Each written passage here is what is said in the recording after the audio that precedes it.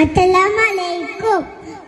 പ്രിയപ്പെട്ട ഉസ്താദുമാരെ, രക്ഷിതാക്കളെ കൂട്ടുകാരെ, ഞാൻ ഒരു കൊച്ചു കഥ പറയാം. പോവല്ലേ തെറ്റിയ തെമ്മിക്കുക. മുത്തുനബിക്ക് അല്ലാതെ തന്നെ പ്രത്യേകിച്ച് കുട്ടികളെ. മുത്തുനബി ഒരിക്കൽ ഒരു സോയാബീൻ്റെ വീട്ടിൽ പോയി.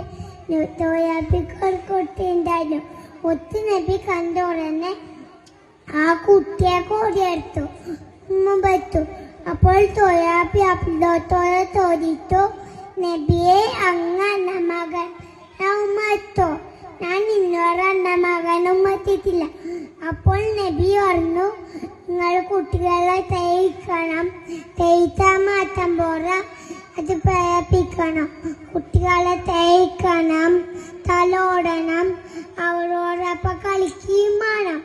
ഇത് നമ്മുടെ മുത്തുനബിക്ക് ഒത്തിരി കഴിഞ്ഞു. ഇത്രയും പറഞ്ഞോട് ഞാൻ എൻ്റെ കഥ അവസാനിപ്പിക്കുന്നു. അസ്സലാമു അലൈക്കും.